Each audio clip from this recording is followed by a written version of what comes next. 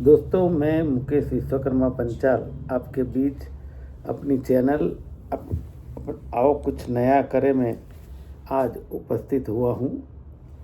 फिर से कोई धोखाधड़ी ना करे, उससे बचे।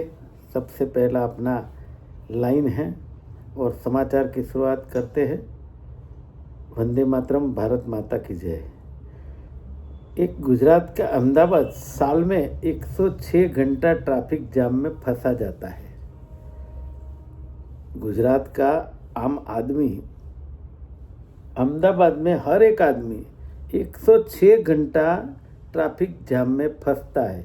समझ लीजिए, जो जिंदगी का समय है उसमें से 106 घंटा ट्रैफिक जाम में फंस जाते हैं अपने। इसलिए करना क्या है वो सोचना है। दूसरी बात है, अहमदाबाद की खारीकट कैनाल में बीजेपी के एमएलए के कहने से केमिकल का पानी छोड़ा गया है, ऐसा दिख रहा है, गंदा पानी। और बीजेपी के जो एमएलए है वो कहते हैं कि हमने कहा है और सिंचाई का पानी आया है। तो मैं समझता हूँ कि ये जो बात है ये ऐसी है, एक बात दूसरे पे डाल रहे हैं, लेकिन इसके चलते काम बंद रहेगा, विलंब में होगा और आगे क्या होगा वो कुदरत जाने। तीसरी बात ये है कि ट्रैफिक जाम के लिए ट्रैफिक पुलिस के पास या सरकार के पास कोई समस्या का हल नहीं है। हर रोज नई नई तरकीब आजमाते रहते हैं। हाईवे पर जो कट लगे होते हैं डिवाइडर में, उसको कोई कट बंद कर दिया जाता है। जैसे अहमदाबाद में देख रहे हैं कि वस्त्राल के पास जो है वो हाईवे पे डिवाइडर के पास जो कट था उसमें वो बैरियर लगा दिए हैं।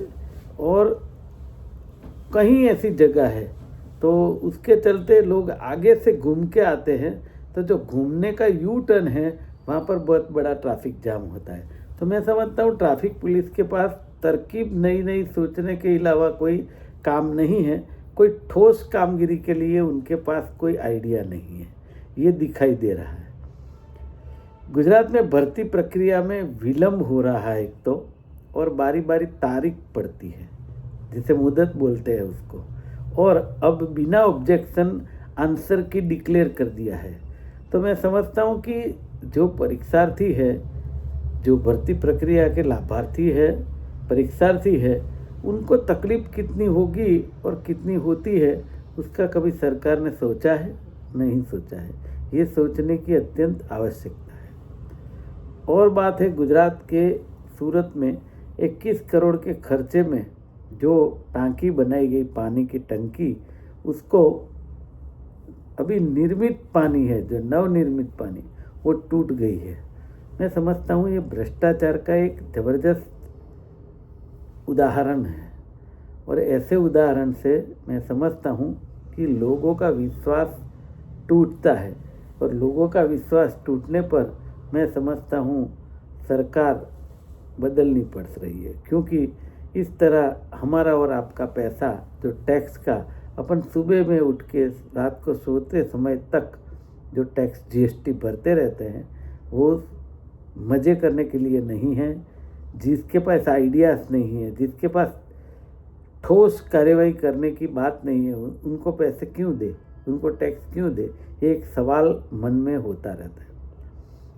और बात है, साइबर क्राइम का नया किस्सा एक सामने आया है, जो मैं मानता हूँ सबसे पहला ये किस्सा होगा कि अकेले रहने वाले सीनियर सिटीजन का उन लोगों ने हाउस अरेस्ट किया और 24 लाख रुपए आरटीजीएस से ले लिए। अब ये बताइए, आरटीजीएस से जब ले लिए हैं तो मैं मानता हूँ विगत या जो डिटेल है वो सब कुछ तो ले सकते हैं कोई भी, तो उनको पकड़ लेना चाहिए। क्योंकि सीनियर सिटीजन अभी बहुत खतरे में है, ऐसा लग रहा है। हर जगह पे देखा जाए तो उनको ये डिजिटल के जो चल रहा है युग, ये डिजिटल युग में उनको बहुत सारा प्रॉब्लम हो रहा है। और बात है, अहमदाबाद ज़िले के धौलका गांव में शादी के फंक्शन का खाना खाने वाले 38 लोगों को फूड पॉइजन हुआ है। मेरा मानना है और मैं कहता हूँ कि इसमें सचेत रहने की ज़रूरत है। हो सके तो शादी में जहाँ ना लगे वहाँ खाना मत खाइए, घर जाकर खाइए, क्योंकि ये जो बल्क में खाना बनता है उसमें मैं समझता हूँ कोई ये जो मतलब गारंटी वाली चीज़ नहीं होती है, ऐसा मुझे लग रहा है। तब जाके ऐसा इंसिडेंट या बनाव बनता है।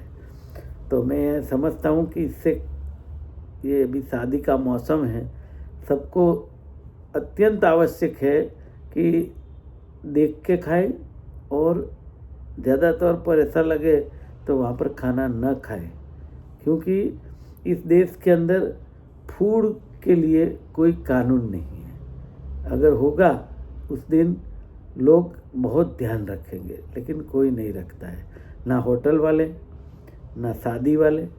शादी जिसकी है वो तो कैटरस को दे देते हैं एक विश्वास के तौर पर, लेकिन कैटरस क्या करता है उसके लिए भी कोई कानून होना चाहिए, लेकिन नहीं है, कोई चेकिंग नहीं होता है। इसके वजह से ये प्रॉब्लम बनता है।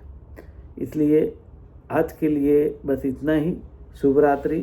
जय हिंद। भारत माता की जय।